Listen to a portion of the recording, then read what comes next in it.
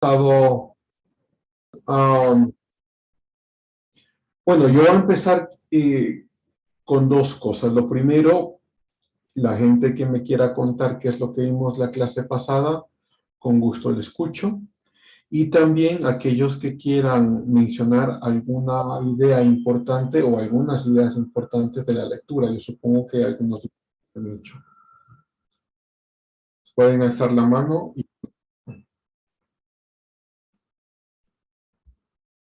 Ok, Ricardo, por favor. Buenos días, Lesen.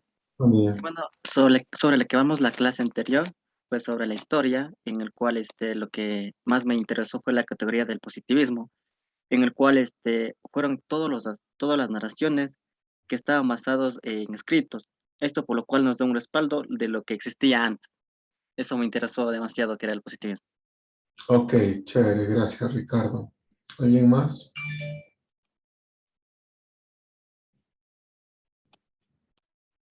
Ok, Yesenia. Buenos días, licenciado. Buen día. Usted habló acerca de Francis Bacon. Dijo que era una persona que él podía comprobar los escritos. Si es que las cosas son repetidas bajo las mismas características, era un escrito científico.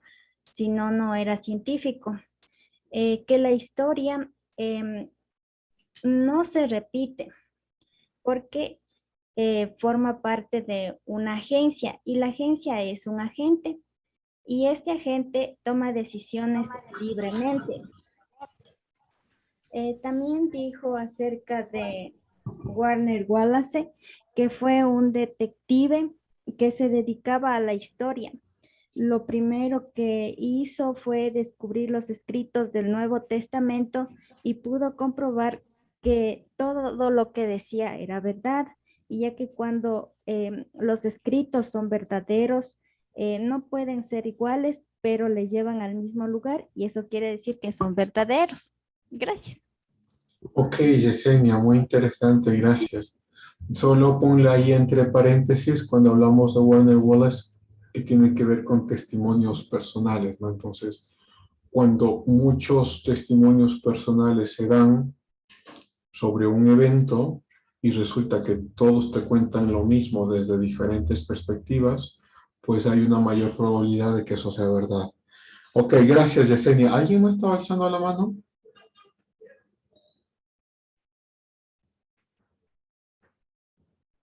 Ok, supongo que no. Bueno, hoy lo que vamos a ver, Mónica, por favor. Buenos días, dice. Buenos días con todos. Bueno, lo que yo recuerdo sobre la primera clase es que usted nos habló acerca de bueno, recuerdo que nos habló acerca de dos tipos de escuela respecto al estudio de la historia. La escuela ortodoxa, que era aquella que llevaba una metodología para poder llegar a la verdad y tener datos concretos, pero a mí me interesó también lo que es la historia oral, que son como las leyendas, las narrativas que han quedado en la conciencia y memoria de la gente y de diversas culturas. Pero usted dijo que eso no siempre es del todo cierto, porque como es un relato que va pasando de generación en generación a diferentes personas, estas aumentan o disminuyen lo que contenía aquel escrito. Entonces, usted nos mencionó que esto llegaría a ser considerado como un patrimonio social o cultural. Por otro lado, también mencionó al detective Wallace, eh, que él llegaba a la verdad desde distintos puntos de vista, o sea, que son diferentes. Y bueno, ahí usted mencionaba que él no se basa en historia oral, sino que en seguir un proceso indicado, o sea, porque no todas las personas, o sea, usted ahí mencionaba que cuando sucede algo y usted interroga a las personas y estas personas coinciden en mencionar lo mismo, es porque están mintiendo, porque no están diciendo la verdad. Entonces usted mencionaba que de esa manera él se ha dado cuenta cómo llegar a una verdad considerada, ¿no? Ya, por otra parte, también mencionaba que el pasado, No, está muy bien, Mónica, está muy bien. Tal no, vez ahí- siga, profe.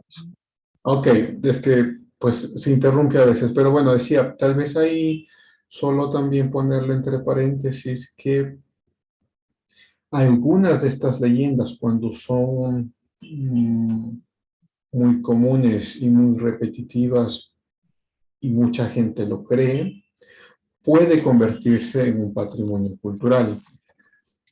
¿Significa esto que porque se ha convertido en un patrimonio cultural es verdad? No. Entonces, eso hay que tenerlo como presente. Gracias, Mónica. Ella, profe. Gracias, Alexander. Sí, profe, yo quería preguntarle si podría hablar un poco más acerca de los escritos del Mar Muerto. La anterior clase los mencionó, pero pues quería saber que un poco más a fondo, pues hablando de quizá el impacto que tiene, que tuvo. Eso era Claro, mi claro, claro, solicitud. con gusto, Alexander. Podemos empezar por ahí, no hay problema. Y no, pues además que me interesa muchísimo que haya temas que les interese, ¿no? O sea, eso está muy bien. Empecemos por ahí, luego ya paso, no me demoro mucho, porque tenemos que ver algunas cosas hoy. Pero déjenme, a ver, lo voy a... Tengo que mover esto. Voy a mostrarles.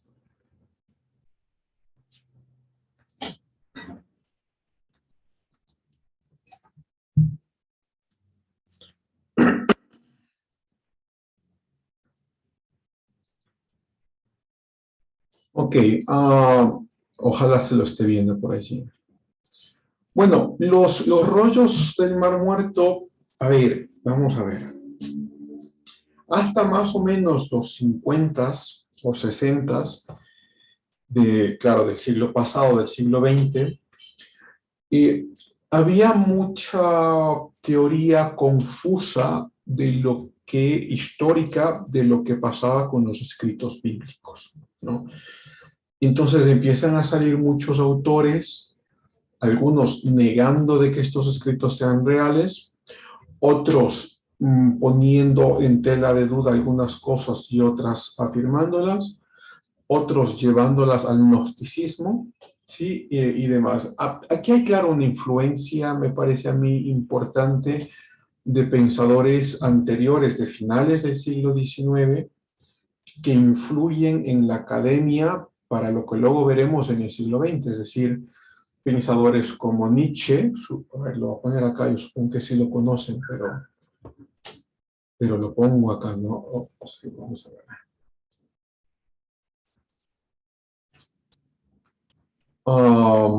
Friedrich Nietzsche, este alemán, que escribirá sobre el nihilismo, pensadores como Sigmund Freud,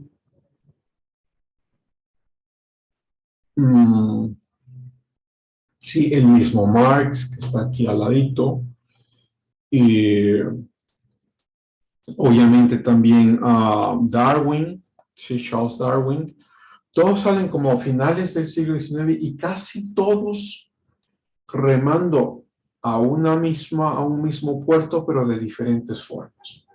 Y este puerto lo llamaríamos ahora pues el ateísmo, ¿no? O el antirreligioso, ¿sí? Las dos tienen como diferencias importantes que podemos conversarlas. Digo, ¿por qué de diferente lado? Por ejemplo, Charles Darwin con la teoría de la evolución pondrá en tela de duda, sobre todo en sus cartas personales que manda con sus amigos, la realidad de la narrativa cristiana, sobre todo en el Génesis, ¿no? Ya de evolución, no sé si conversamos con ustedes de evolución, me parece que no, pero pues si realmente les interesa, ustedes me dicen y nos metemos allí, porque es un tema también fascinante. Bueno, entonces, Darwin por ahí.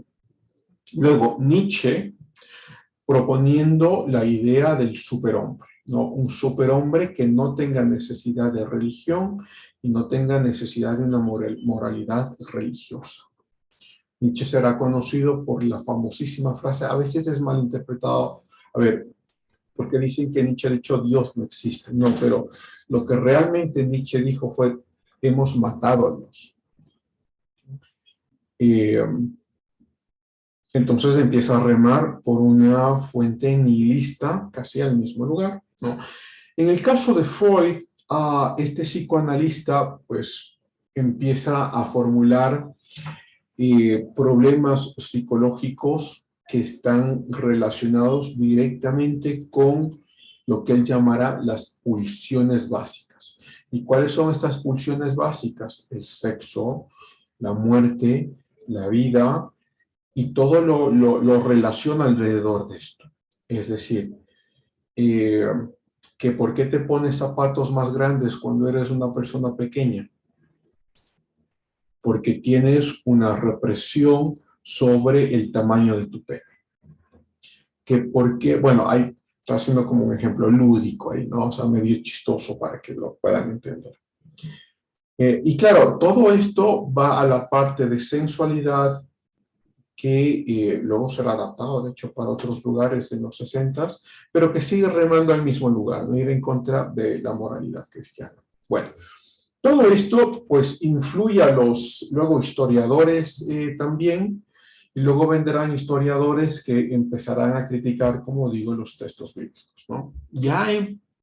Por eso es un hallazgo extremadamente importante, porque en los rollos del Mar Muerto, en principio, o sea, vamos a poner unas imágenes acá. Son unas cuevas que están al ladito de Jerusalén, ¿sí? En un lugar un poco desértico, un lugar donde se llama Qumran. Está por acá el nombre, veamos. Acá está, Qumran. Es un lugar, pues, ahora desértico, ¿no? Pero que se encuentran en unas cuevas, unos rollos. Me parece, si no estoy mal, que al principio eran como 12 rollos.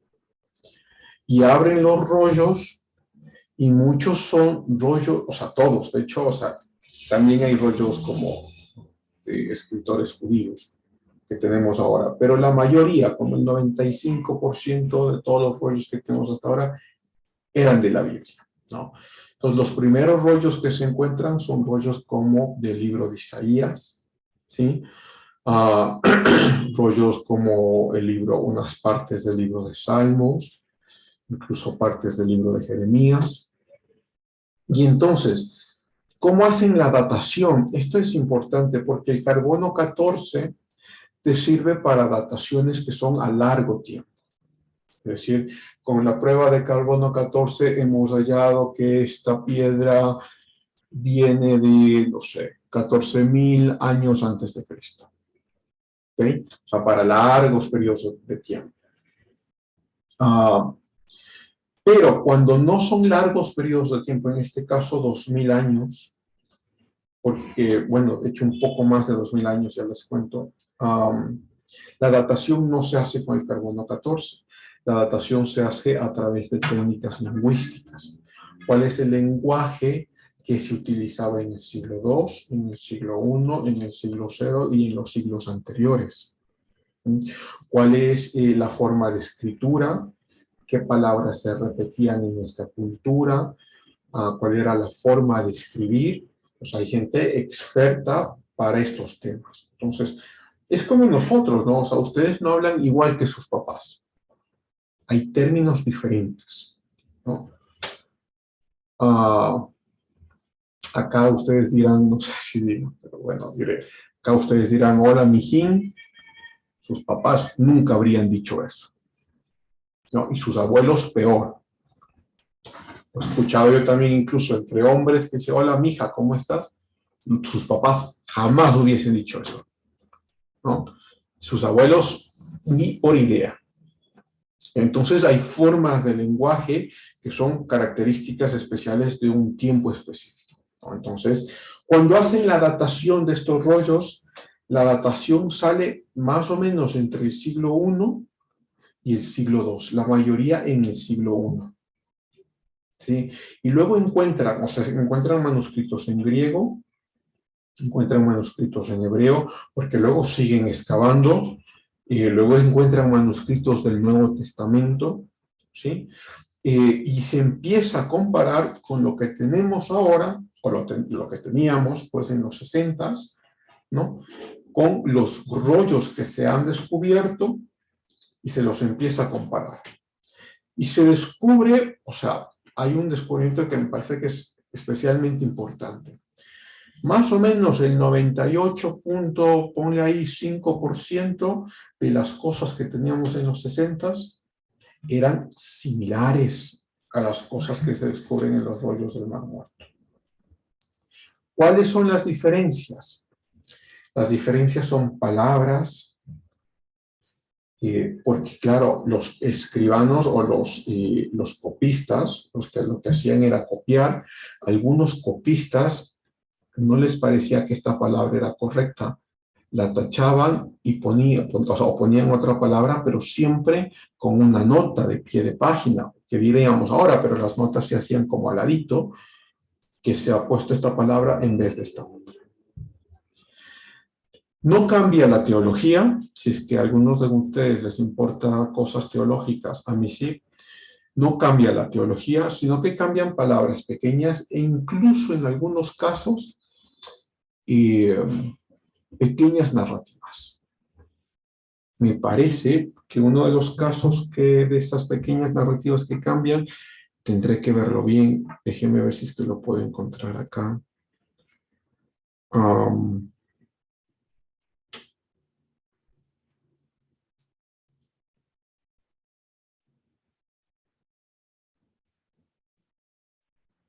Denme un segundo a ver si lo puedo encontrar.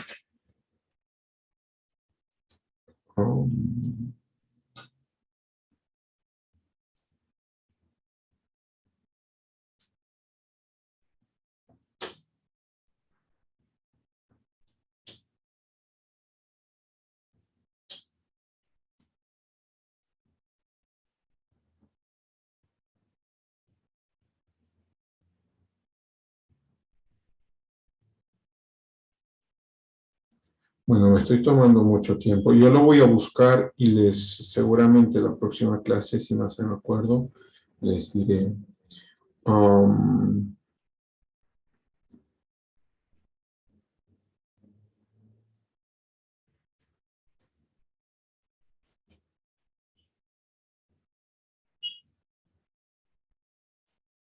Denme un segundo, sigo buscando a ver si lo puedo encontrar.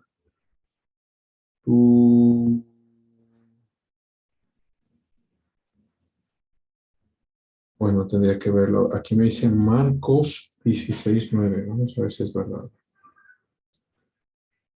No me demoro. Espero no demorarme mucho. A ver.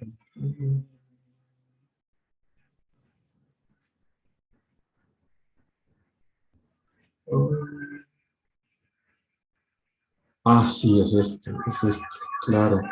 Entonces, por ejemplo, Marcos 16:9, sí, es este de aquí, que es esta narrativa sobre una chica prostituta aparentemente, que pues la llevan enfrente de Jesús, la acusan de sus actos de inmoralidad, y luego Jesús les dirá al final: el que esté libre de pecado, bote la primera piedra.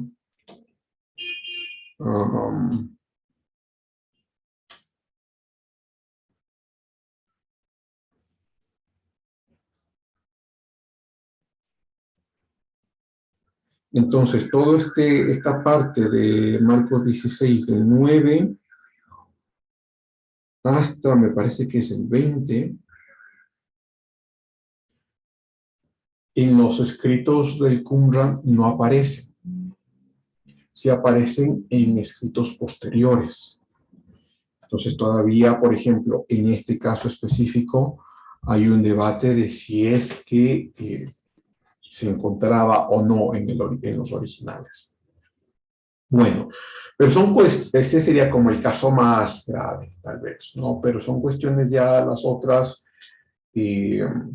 cuestiones de palabras, cosas chiquitas. Entonces, esto es lo que se descubre.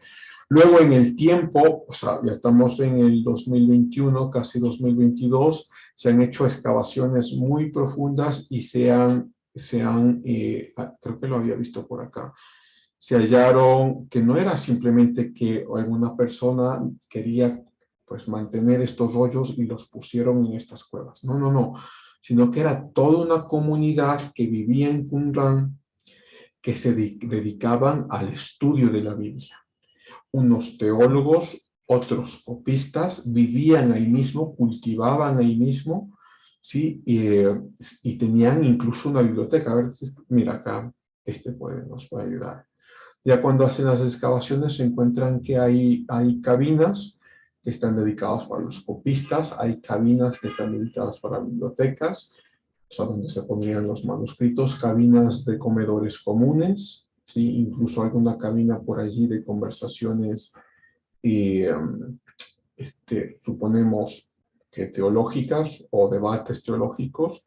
Entonces, lo que sabemos ahora, solo por ese pequeño descubrimiento de los rollos del Mar Muerto, es que no eran únicamente pues, unos rollos que descubrieron en unas cuevas, sino que ahí vivía toda una comunidad cristiana, ¿no?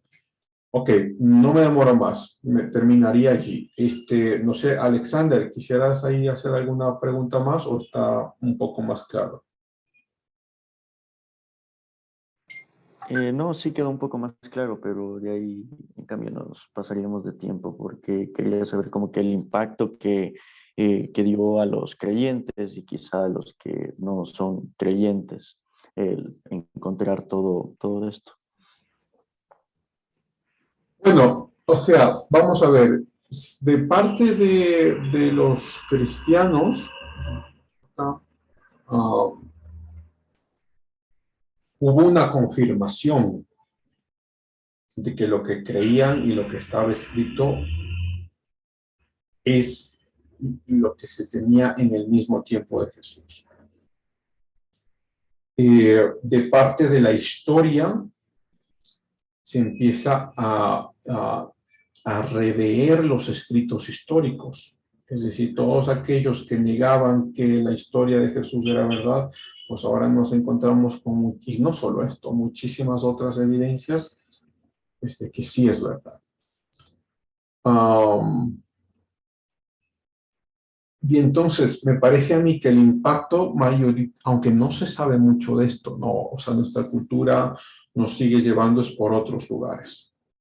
Y cada cultura a un lugar diferente, ¿no? Me parece a mí que la cultura acá en América Latina, o en el caso específico de Ecuador, estamos como borreguitos siguiendo lo que pasa en Occidente en Europa o en los países anglosajones con la ideología de género o con el lenguaje inclusivo o con el aborto o con la eutanasia. Hasta estamos siguiendo como borreguitos allá, igual que lo que piensan en otros países.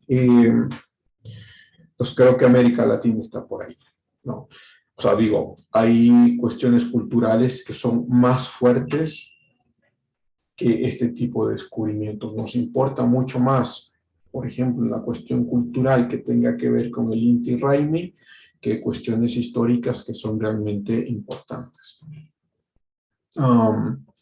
Pero, sin embargo, ya cuando uno empieza a conocer de esto, de hecho vamos a ver si lo encontramos acá, hay un argentino que está dentro del grupo de investigadores de Qumran y de hecho trabaja en el museo, creo que se llama el Museo Hebreo de Israel.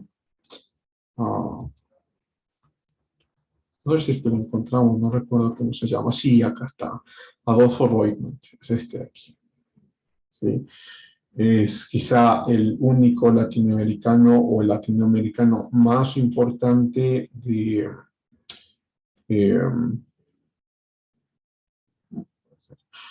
el latinoamericano más importante en los descubrimientos del Qumran, ¿no? Y él no ha hecho solo este tipo de descubrimientos, se ha involucrado en otras cosas también, por ejemplo, en el manto de Turín. Es un personaje sin duda, o sea, un académico de primer mundo. Bueno, eso, entonces ese sería un impacto, yo diría más, un impacto académico, no cultural, porque muy poca gente sabe de esto, aunque es un descubrimiento trascendental, ¿no?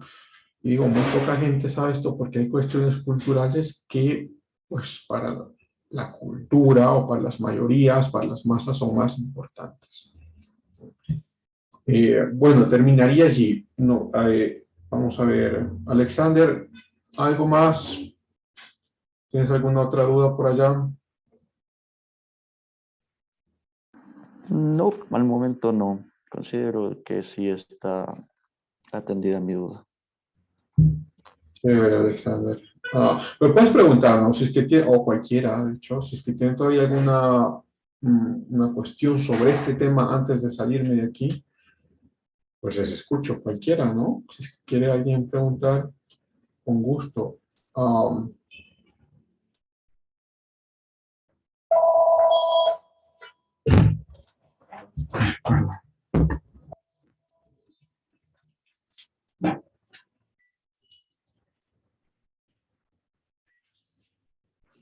Ok, perdón. Entonces, vámonos a nuestra clase. Hoy tenemos que ver dos temas que son importantes.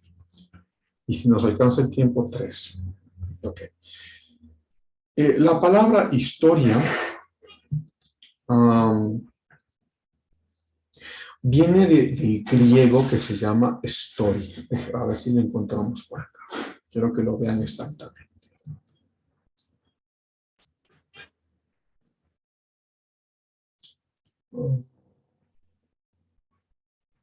Bueno, lo escribiré yo y a ver si me sale.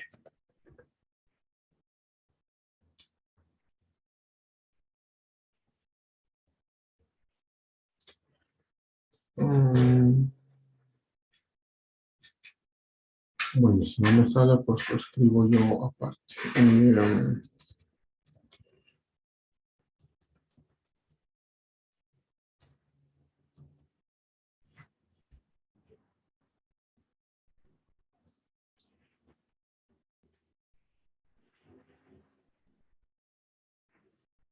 Qué raro que no me salga. Bueno, búsquenlo allí en su internet. Si no lo encuentran, pues no importa, yo lo voy a. Así es que lo pongo.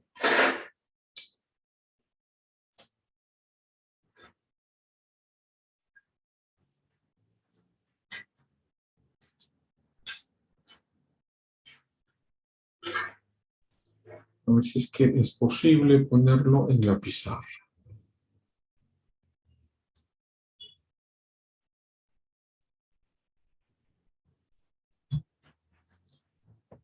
Bueno, lo voy siempre.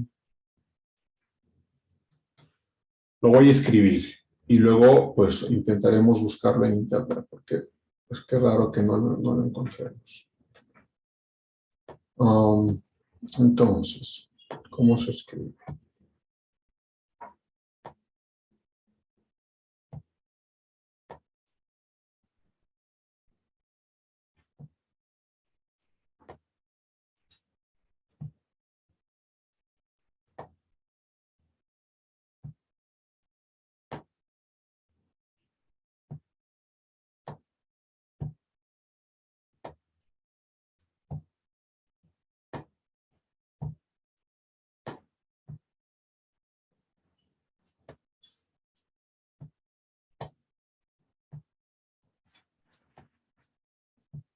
Ok. Distopia. No, este es una, bueno, está mal hecho, entonces debería estar por acá. Más o menos así. Distopia, ¿no? Que en griego, pues traducido sería más o menos como investigación. O sea, es una investigación de hechos pasados, ¿no? La distopia, claro, podía utilizarse en cuestiones que tengan que ver con cosas pues, culturales, pero se empieza a utilizar ya tradicionalmente en cuestiones históricas. Y quizá por el principal historiador, o quizá el primer historiador que conocemos que empieza a utilizar algunas de las herramientas históricas que ya las veremos en esta clase, se llama Heródoto. Heródoto es déjame lo pongo acá. Heródoto es pues un pensador que sale de la misma tradición de la escuela clásica griega, ¿no? Ah, pero es quizá el más importante de Grecia porque ya utiliza ciertas metodologías históricas. No es comparable, por ejemplo, los escritos de Heródoto, que sí tienen algunos problemas y ha sido criticado también en algunos de sus escritos, con los escritos, por ejemplo, de Homero. ¿Mm? Los escritos de Homero, porque ustedes supongo que no han leído en el colegio, como la Ilíada o la Odisea, pues son escritos que tienen una narrativa literaria con ciertos aspectos históricos, ¿no? Y que no es de fácil comprobación, entonces, cuánto de esa narrativa es realmente histórica y cuánta de esa narrativa es realmente, pues, literaria. Uno puede adivinar algunas cosas, ¿no? Puede adivinar de que, pues, históricamente, si hubo una batalla en Troya. Puede adivinar de que históricamente, bueno, adivinar o proponer de que históricamente, pues, si existió alguien, un guerrero muy importante que se llamaba Aquiles, ¿no? Puede proponer una historia sobre la fortaleza del imperio griego. Sí. Pero de allí a los detalles específicos de cómo fue la vida de Aquiles o cuáles son los detalles del caballo de Troya y cómo entró y demás, pues ya entra en mucha más duda, ¿no? Porque se convierten en narrativas literarias y que de esas tenemos hasta ahora muchas, ¿no? Es decir, nos encontramos con alguno que otro libro histórico que coge eventos históricos por aquí y por acá, o sea, lo que se conocen como novelas históricas, de hecho tengo algunas por aquí, y que luego la trama puede ser una trama de amor, una trama de crimen, una trama de misterio, pues eso ya son cuestiones de ficción, ¿no?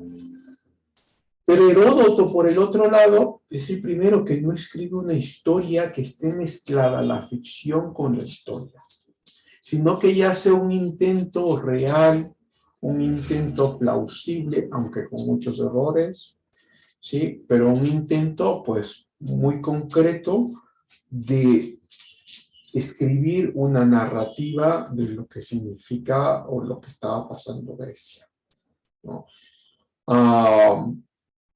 Heródoto, pues, de hecho, él escribe mucho, vamos a ver, escribe sobre el imperio persa, obviamente escribe sobre el imperio griego, escribe sobre Egipto, sobre Babilonia, sobre Ciro el Grande.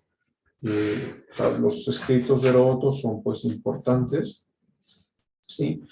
Y que nos muestran que ya hay una persona que está pensando en la historia, no únicamente como recordemos lo que pasó, sino como un académico, ¿sí? Que empieza a pensar teóricamente sobre cómo se debe escribir realmente la historia. Y nos ayudará Heródoto, luego con los otros personajes que veremos en la clase, nos ayudarán a ver que hay dos problemas importantes. El primer problema es un problema de fuentes. ¿De dónde saco yo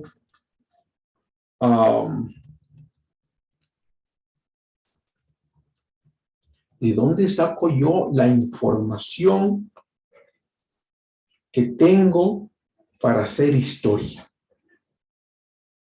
Es decir, tú puedes hacer historia, como hemos conversado en la clase pasada, con leyendas, pues digo, sería una muy mala historia, pero puedes intentarlo hacer. Puedes hacer historia con mitos o con recuerdos orales o demás.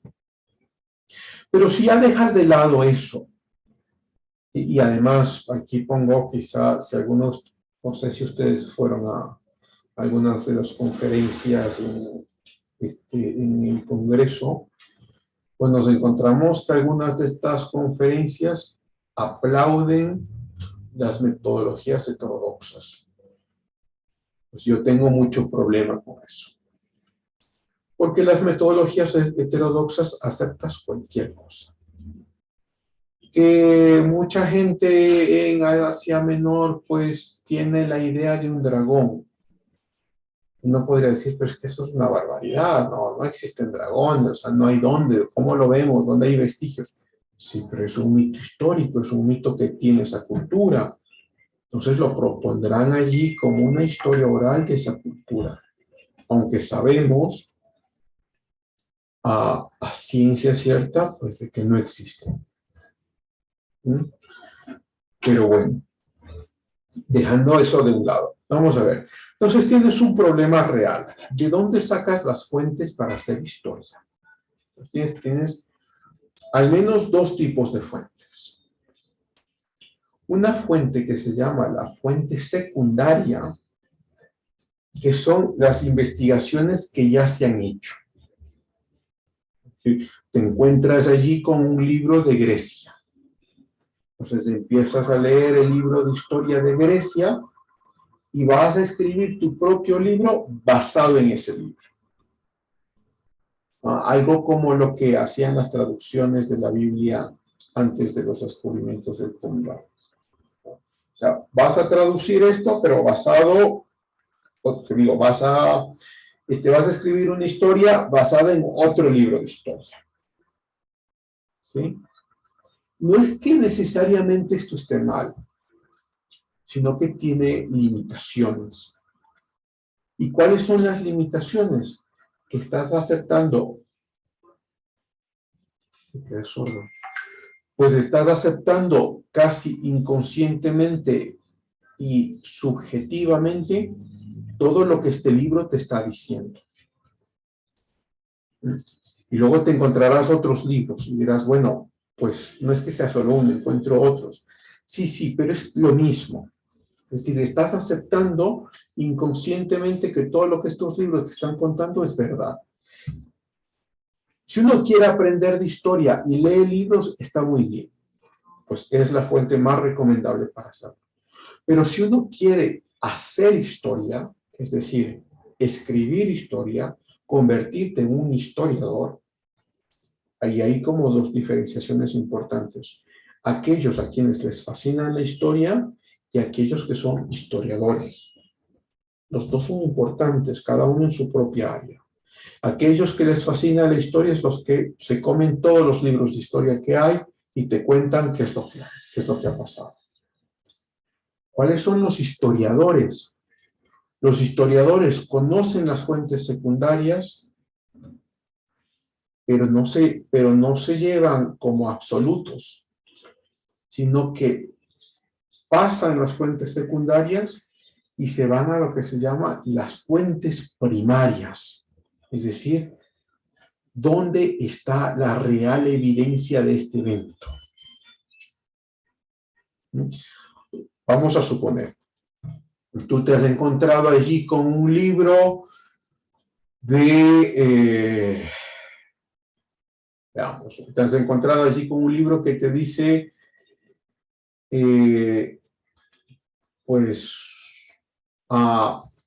que nos encontramos en los 70, ¿no? Muchos libros empiezan a salir con una apreciación muy positiva de la Unión Soviética, que allí en la Unión Soviética están viviendo en un paraíso comunista. Todos son iguales, todos están llenos de derechos, no hay muertes ni muertes de hambre. Te encuentras con libros como esos, que sí los había, ya no los hay porque es una barbaridad eso, pero bueno, pero sí los había en los 60s y 70s, sí los había. Te encuentras con eso y si eres de la una gama, es decir, simplemente de una gente que te gusta pues la historia, te lo comes el libro y lo empiezas a conversar con la gente, con los medios, con lo que tú quieras y empiezas a promover lo que has leído de este libro. Pero si eres un historiador, claro, conoces la fuente secundaria, pero no te quedas allí. Vas a buscar las fuentes primarias para ver que si lo que este man ha escrito, lo que esta persona ha escrito es verdad. O se ha inventado algunas cosas, o compuesto un marco teórico allí para ver una interpretación de lo que ha pasado. Y claro, en los 70s pasan eventos importantes. Uno de los primeros eventos es que llega a Europa y llega a Estados Unidos un personaje que se llama Alexander Solzhenitsyn. Alexander Solzhenitsyn fue un prisionero que fue enviado a los gulags, es decir, a los campos de concentración rusos, y que luego logra escapar de alguna forma, sale de la Unión Soviética y empieza a escribir las barbaridades que pasan en la Unión Soviética.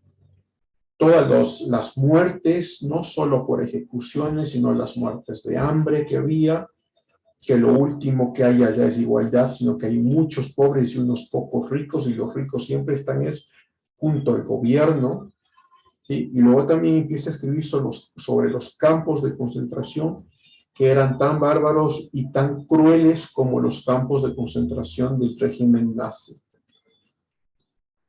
De hecho, la Unión Soviética, luego de que todo está pasado y ya se pudo descubrir realmente lo que estaba pasando, la Unión Soviética en el periodo de 1917 hasta la caída de la Unión Soviética en 1991, se cuentan alrededor de, algunos dirán 40, otros dirán 50, otros incluso dirán 60 millones de personas asesinadas. Comparado eso con lo que hizo el régimen nazi, pues el régimen nazi se convierte casi en un niño, ¿no? El régimen nazi mató a 6 millones de personas, de los cuales 1.5 eran niños. 6 millones de personas, llévense eso en la cabeza. ¿Cuántas personas fueron asesinadas en el régimen de la Unión Soviética? 60 millones. Pero de la Unión Soviética casi no hablamos. ¿Y por qué no hablamos? Porque culturalmente, en nuestra cultura, y la cultura pues también influye mucho en la academia y en la educación y demás, no nos cuentan estas cosas porque culturalmente todavía apreciamos el comunismo. Culturalmente todavía pensamos que es una buena idea el comunismo y el marxismo. Entonces, se evita en clases, ponle clases de historia o clases de sociología o incluso de política, se evita conversar de estos temas porque son incómodos, ¿no? Entonces, para hacer un ejemplo, ¿qué es lo que pasa? Solzhenitsyn llega a Estados Unidos en los 70s y abre una conmoción de los historiadores, porque los historiadores, la mayoría de ellos eran comunistas y estaban apreciando la Unión Soviética, pues abre una conmoción y muchos de ellos ahora ya quieren ir a las fuentes reales, es decir, a las fuentes primarias. Quieren viajar a la Unión Soviética a ver con sus propios ojos qué es lo que está pasando. Luego, a partir de los 80s y 90s, la Unión Soviética empieza como a hacer un giro hacia la democracia, ¿no? Sobre todo en la última parte con el gobierno de Gorbachev. Y da el espacio ya para que muchos académicos vengan y revisen los archivos que se tienen. Y se confirma lo que Solzhenitsyn estaba diciendo, que hay historiadores, van directamente a las fuentes, dicen, no, esta es la verdad de lo que pasaba en la Unión Soviética. Entonces, para regresar a nuestra discusión original, las fuentes secundarias son aquellos escritos que ya han sido publicados, ¿no? Poner tú artículos científicos, poner tú algún blog en internet, poner tú algún libro por allí que has leído. Esas son fuentes secundarias. Y que alguien que quiera aprender de historia está muy bien. Lees fuentes secundarias porque quieres aprender de historia. Pero si ya quieres ser un historiador, no te puedes quedar en las fuentes secundarias. Tienes que llegar a las fuentes primarias. Es decir, tienes que revisar lo que realmente ha pasado a través de estas fuentes. Porque este es un, mira, a ver si se van dando cuenta, esto es un sistema complejo que intenta mostrar eventos que son comprobables. Pero esta comprobación no es una comprobación científica como que lo puedes poner en laboratorio y lo puedes repetir a cada vez y que te salga el mismo resultado. No, sino que es una comprobación de un método histórico en el cual tú puedas encontrar fuentes primarias que te muestren que lo que es hecho es verdad. En algunos casos tenemos problemas de fuentes primarias, es decir, sobre todo en la Edad Antigua. Por ejemplo, tenemos una sola copia, bueno, o sea, son, no una, son me parece que más de una decena, una docena de copias de los escritos de Homero. Algunas incompletas, una que otra completa. ¿Cuál es el problema de esta fuente primaria? El problema es que esa copia que tenemos, o las copias que tenemos, en relación a la vida de Homero, o donde cuando se pensó que Homero vivió, hay una distancia casi de 800 años. 800 años. ¿Mm? Pero como es la única fuente, pues no podemos negar de que Homero no haya existido. O sea, creemos que Homero sí existió. Esta es la fuente, esto es lo que hemos encontrado, creemos que Homero sí existió. ¿No? Por ejemplo, algo parecido pasará con los escritos sobre la vida de Alexander, de Alejandro Magno, pues, ¿no? Alexander the Great. Pues la primera referencia histórica que tenemos de Alejandro Magno son 500 años después de su vida. 500 años. Entonces, si hay una complejidad, sobre todo en historia antigua, hay una complejidad real de falta de fuentes primarias. No pasa, esto es muy, muy, muy interesante. No pasa lo mismo con el cristianismo. No pasa lo mismo. Con el cristianismo tenemos muchas fuentes primarias y muchas de estas fuentes primarias muy cerquita a la vida de Jesús. ¿Sí? Vamos a poner allí, pues, por ejemplo, los escritos de Pablo. El primer escrito de Pablo se piensa que fue el libro de Gálatas. Otros te dirán que tal vez fue Primera de Corintios. Bueno, yo me iría por Primera de Corintios, pero da lo mismo. Y esto, pues los historiadores de edad antigua, el 95% están de acuerdo que los escritos de Pablo salen alrededor del año 50 al año 55 de nuestra era. Si Jesús murió entre el año 30 y el año 33, son casi entre 13 a 15 años después de su muerte.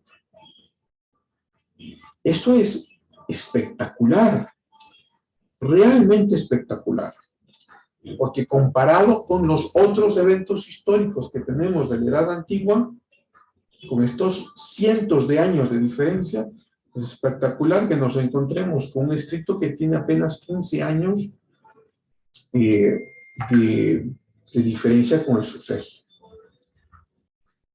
Luego, cuando uno va, por ejemplo, al caso de Lucas. Lucas escribe el Evangelio de Lucas y luego escribe Hechos. El libro de Hechos no cuenta la destrucción que se ha ordenado a partir del emperador Nerón en el año 64 y la destrucción y la persecución a los cristianos que hay a partir del año 64, porque Nerón culpa a los cristianos de que el incendio de Roma fue culpa de ellos. Entonces se les empieza a perseguir a muerte, ¿no? como no cuenta eso, se supone que el libro de Hechos, que termina con Pablo, no con la vida de Pablo, sino que termina con ciertas apariciones de Pablo en Roma, y sabemos ahora que Pablo había vivido más o menos 2 a 5 años en Roma, pues el libro de los Hechos lo datan más o menos entre el año 50 al 55 también. Pero Hechos es posterior al libro de Lucas, porque es el mismo autor. Entonces el libro de Lucas lo datan por ahí el año 45 al año 50. Pero el libro de Lucas es posterior al libro de Mateo y de Marcos. ¿Qué quiere decir? Que el libro de Mateo y Marcos capaz se los escribió, o sea, la idea es que se los pudo haber escrito entre el año 35 al año 40.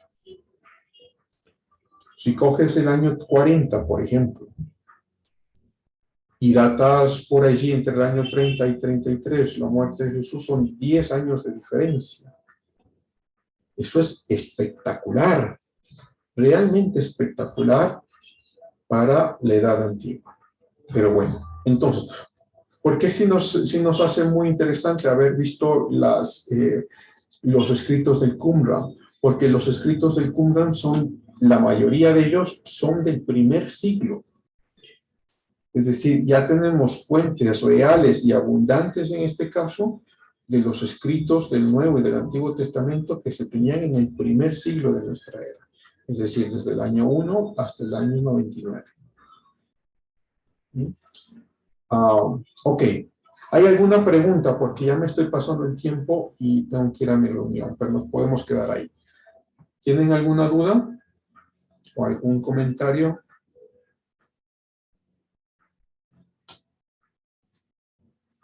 Ok, supongo que no. Sí, por favor, Ronnie. ¿Era Ronnie?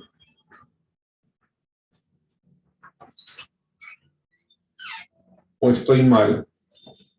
No querías participar, Ronnie. Ok, supongo que me he equivocado. Listo. Gracias, chicos. Nos veremos, creo que con ustedes mañana, ¿no? Si no estoy mal. Sí, Liz. Ok, sí, mañana. Entonces nos vemos mañana y seguimos con la conversación. Por favor, recuerden su lectura. Tiene que ya estar terminada porque tienen un trabajo que deben hacer. ¿Okay? Gracias, chicos. Que pasen un buen día. Hasta luego. Hasta luego. Hasta luego, profe. Hasta luego, profe, gracias. Gracias, Hasta luego, Liceo. profe. Luego. Hasta luego, Liz.